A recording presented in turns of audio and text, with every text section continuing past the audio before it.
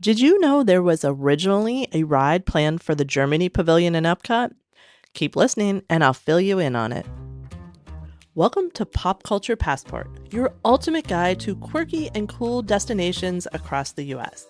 I'm your host, Beth Scalacci, aka the Roman Yeti, here to help you dive into the world of theme parks, uncover film and TV locations, and explore quirky museums, roadside attractions, and legendary venues that capture the heart and soul of this unique country. So grab your pop culture passport and let's discover destinations that resonate with your interest, not just with what's trending on social media. Are you ready? Let's roam! Welcome back. The World Showcase at Epcot is one of the most unique and one of my favorite areas of Walt Disney World. So today we're going to take a walk around the World Showcase and I'm going to share some of my favorite details with you. So before we get walking, let's start with, I like to hit a little history lesson, so here we go. Now, when Walt Disney first conceived Epcot, his vision was not just another theme park, it was actually a utopian city. He called it the Experimental Prototype Community of Tomorrow, or EPCOT for short. His idea? To create a place where people could live, work, and experience cutting edge technologies while enjoying cultural and educational experiences that brought people together. I can't tell you how often I think about this and wonder, but like, what would it have looked like then? What would it be like now? This is probably my Roman Empire, I'm not gonna lie. But as we know, unfortunately, Walt passed away before his ambitious plan could fully be realized.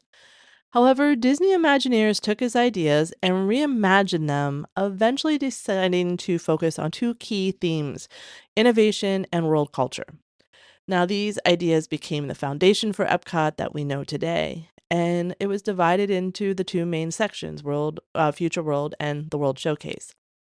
Now, the concept of the World Showcase can actually be traced back to the late 60s, early 70s, when Disney executives and Imagineers were thinking about how to incorporate international themes into the park.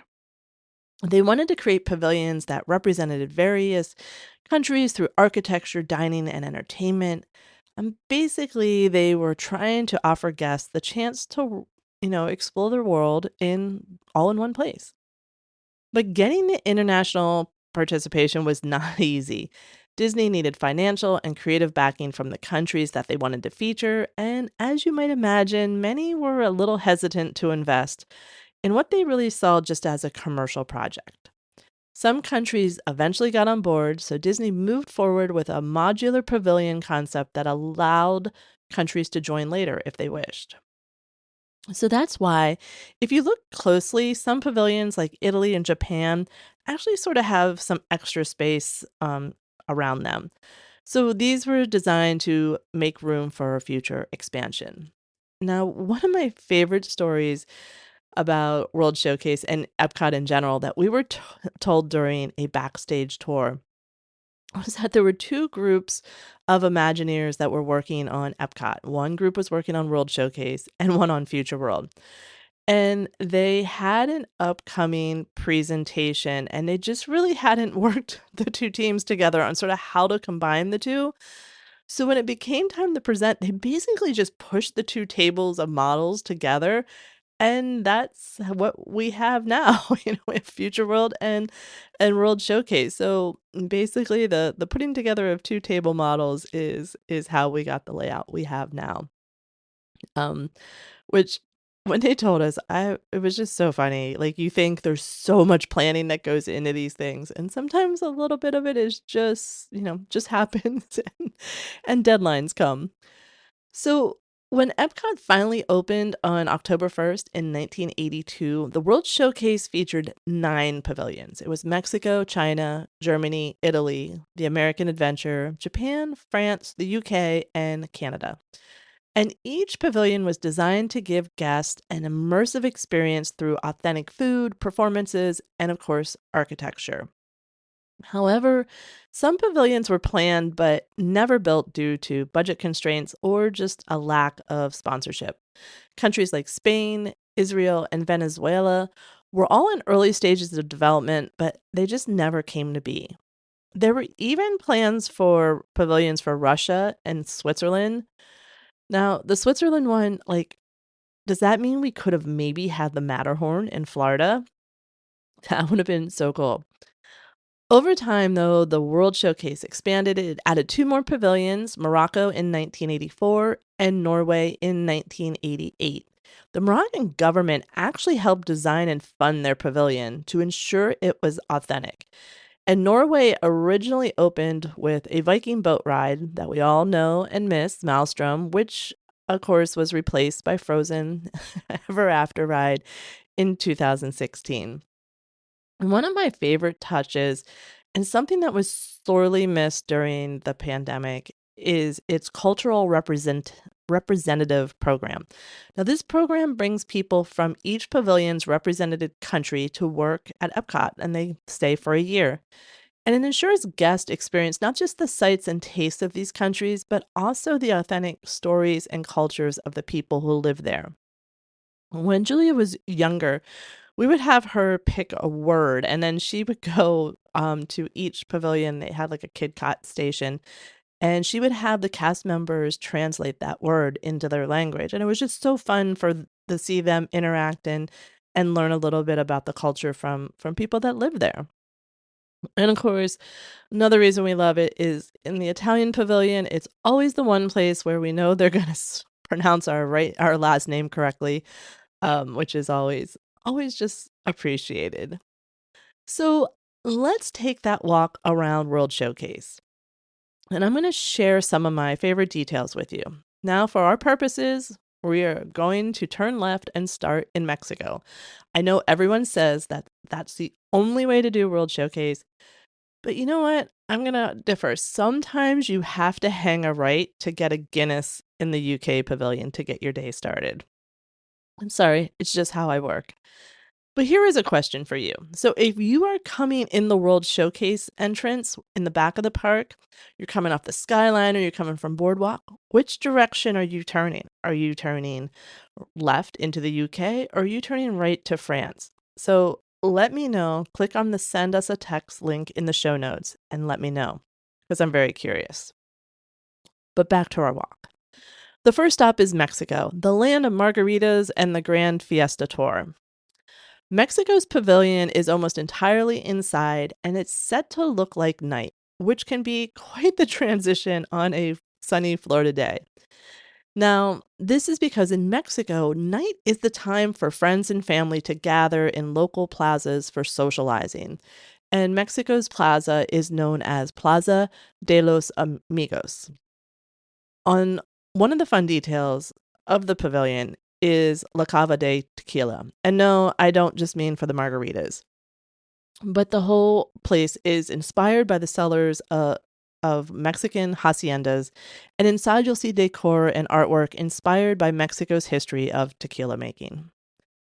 Now, as you're heading back out in the sun, make sure you have those sunglasses on. And we're going to head to our next stop, which is Norway. Now, here you're going to notice a lot of details from Norway, and you're going to notice that the grass roof on the bakery.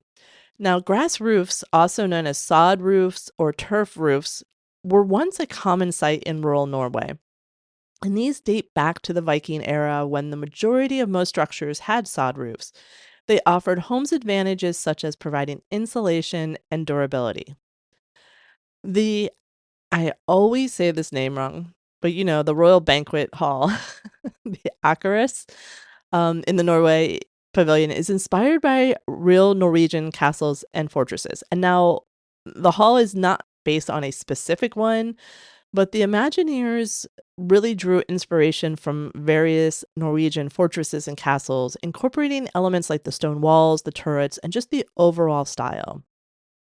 The Norway Pavilion features several rune stones near the Royal Summer House area. These stones are inscribed with runes, the ancient Scandinavian writing system, and they pay homage to Maelstrom, the Viking-themed boat ride that we talked about was previously located in the pavilion. The rune stones are a nod to Norway's rich history and culture. And now between the stave church and the bakery is a coulee stone. Again, I hope I'm saying this right, and I apologize. It is an original Viking era runestone that the Norwegian government donated to Disney.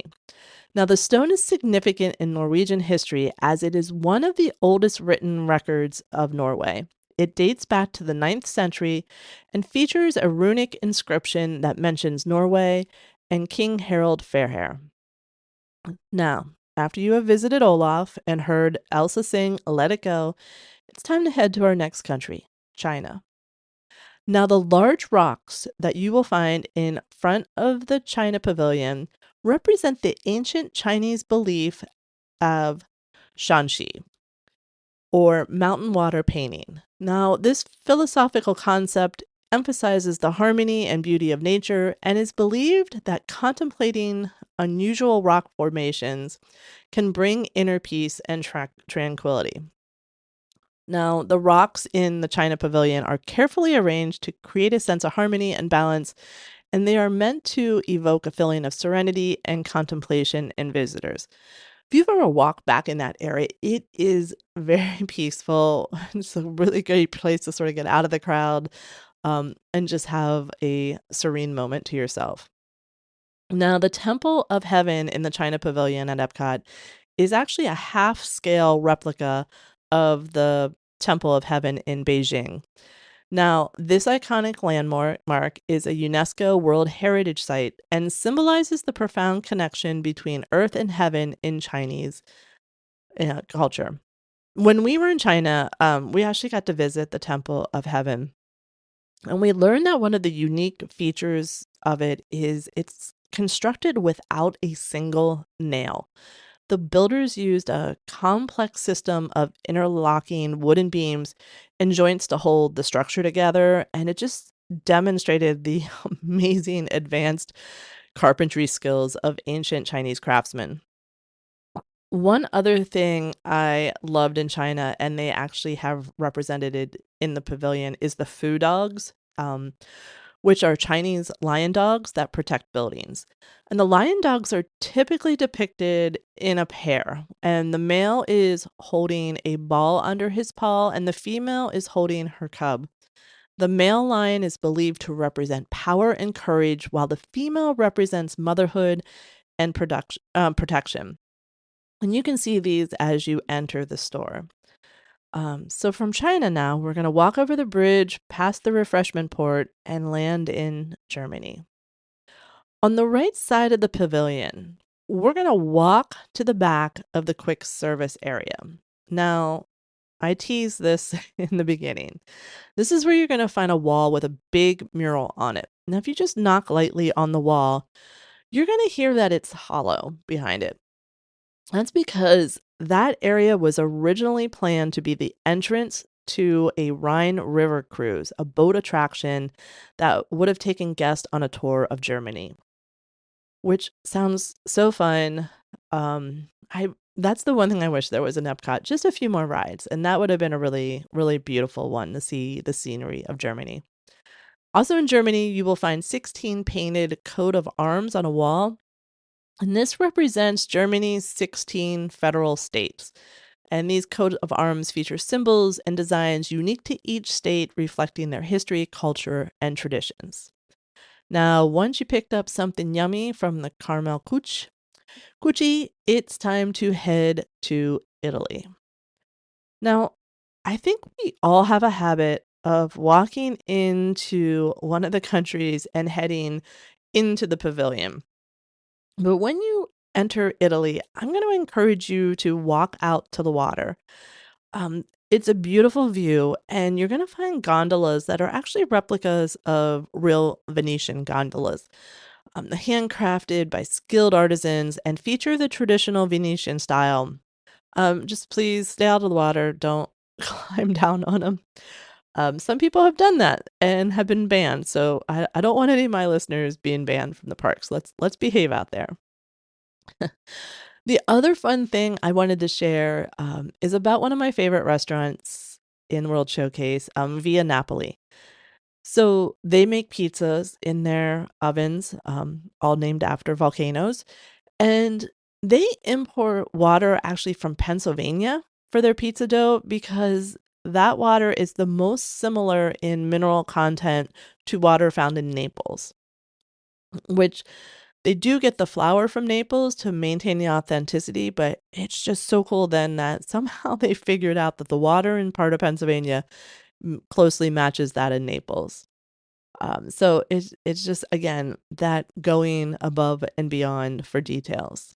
Now, as we leave Italy, I'm going to say a little prayer that Imagineering adds a Luca ride to Italy. And with that, we head off to America. Now, here I want to mention the one dining area, Block and Hans. And it's actually named after the historic Adrian Block and Hans Christensen Brewery, which opened in 1612 and closed in 1632. And this was the first brewery in what is now known as Manhattan. So, pretty cool naming. I appreciate the sort of nod to that. Now, I will say this is arguably the best bathrooms in the World Showcase in America. I think Norway is close. So you may want to use them at this point in time. And then we're going to head over to Japan.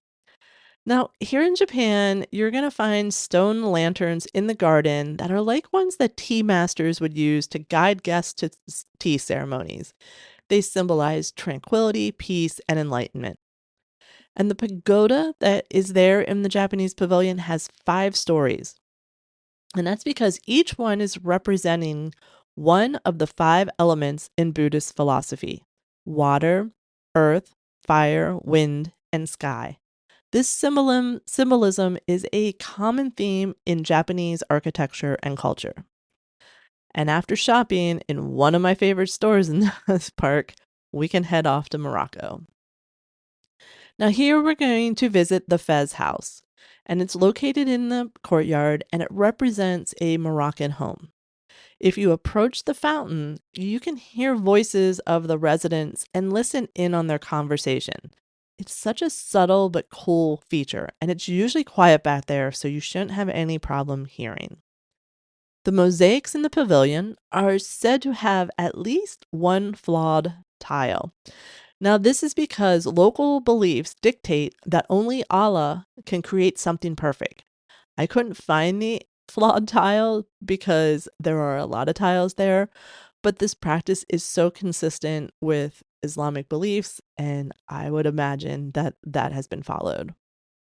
And this is usually a pretty quiet pavilion, so really just enjoy strolling around and checking out the details. The architecture is beautiful. Um, you can tell, and Morocco has such pride in building that pavilion, and it really shows. Now, catch your breath, get that little rest. We're going to head over to the very busy French pavilion. Now, once we've landed in France, we're going to take a look up and notice that the Eiffel Tower appears much larger than it actually is. And this is because of a technique called forced perspective. And forced perspective is used in many places throughout Disney parks, including Sleeping Beauty's castle in Disneyland and at Tower of Terror in Hollywood Studios. Now, forced perspective is a visual illusion that makes objects appear larger or smaller than they are by manipulating the perspective from which we're viewing them. Now, we've done checking out the Eiffel Tower. Let's head to the rear of the pavilion to the Remy ride. And here you can find a window that says La Cave di Ego, and you'll find 3 different types of wine bottles in the window, and each has a different date. If you notice the dates, there's a 2007 for when Ratatouille the film came out. There's 2014 for when the ride opened in Paris, and 2021 for when the ride opened here in EPCOT. Now we'll make our way back up to the front of the pavilion, and we are going to head over to the UK.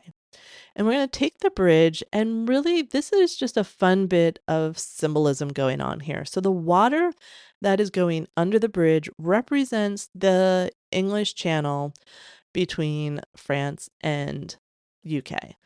And as you walk towards the UK, you're going to see there's sometimes a painting on an easel. Like, check it out. It's a painting of the International Gateway.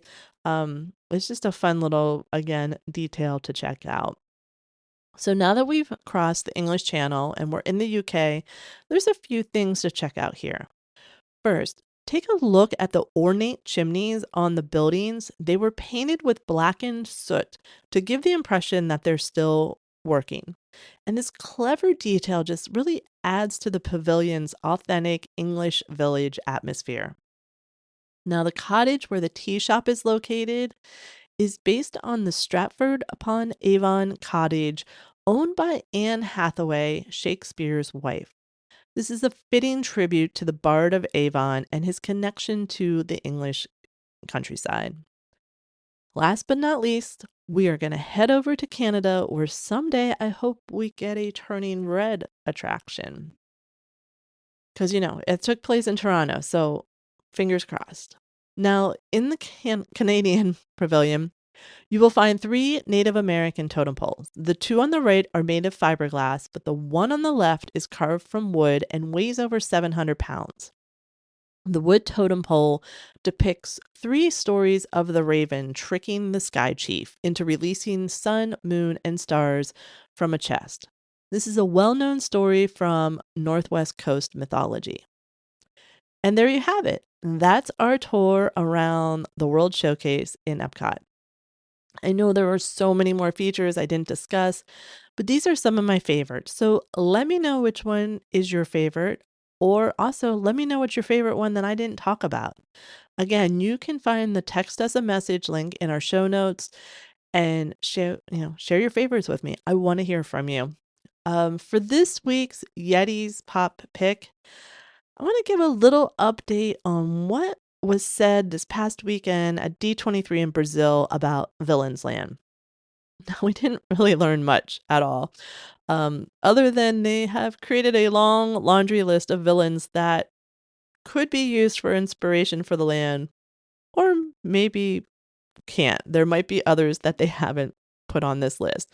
I just thought this list was funny because it's a long list of villains, and I think it hits all the pretty big ones.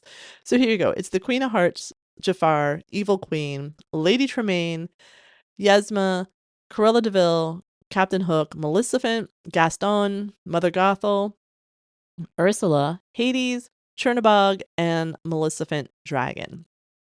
Personally, the name I wanted to hear was Agatha Harkness, especially given how good Agatha all along was.